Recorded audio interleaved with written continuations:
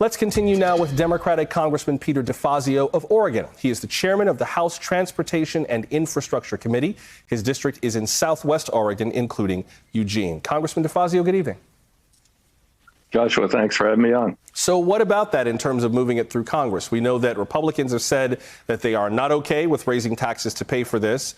Polling suggests that the American people support at least some of the parts of this bill. So what does the future look like in terms of negotiating this? Is this going to be another one of those bills that all the Democrats are going to get behind and all the Republicans are going to vote against? Or is there room for some bipartisanship?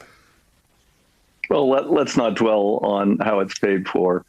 For too long, we've delayed rebuilding our infrastructure. We're living off the Eisenhower legacy. In fact, for sewer and water systems, we're living off systems that were actually some of them built in the 19th century, early 20th century. Americans are tired of potholes. They're tired of congestion. They're tired of bridges that collapse. They're tired of water mains that blow up and sewers that back up. Americans want to see this country get into the 21st century with infrastructure. There's bipartisan agreement on that. Obviously, yeah, there's differences on how we'll pay for it. There are also differences on how much this is going to deal with climate change. The bill I passed out of my committee last year, the Republicans called it Green New Deal 2.0. They said, that's going too far. No.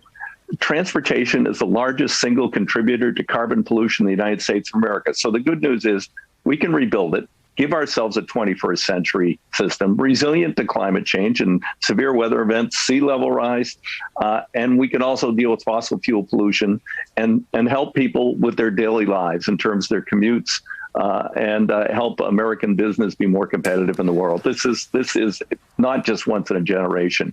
It has been, more than a generation since we've tackled this problem. I hear you on that, but I think we do have to worry about how the bill is paid for because we, the American people, have to pay for it. Is there a way to fund this bill that you think both parties can get behind?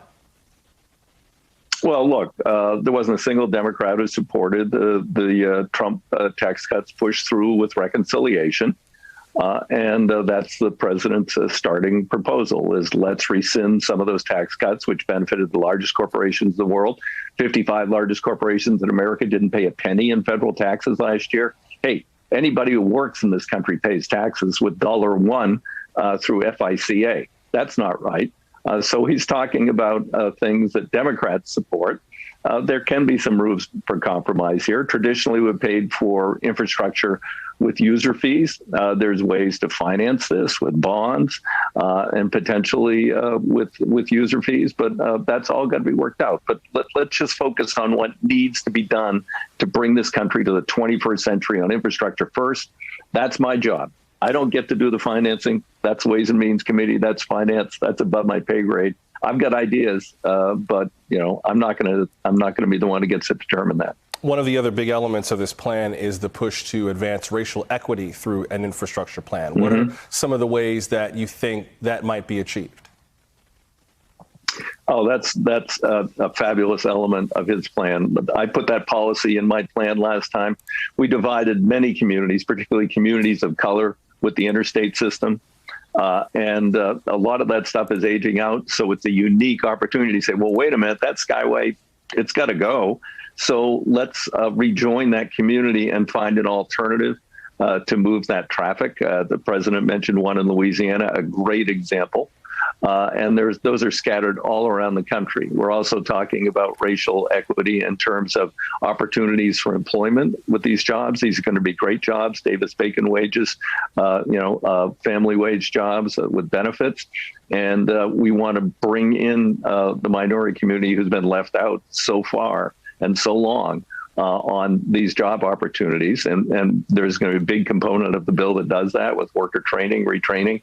And we're not just talking about even just minority communities. We're talking about a lot of rural areas that have left behind in this country, like in my district. And we're going to service them, too, with this bill.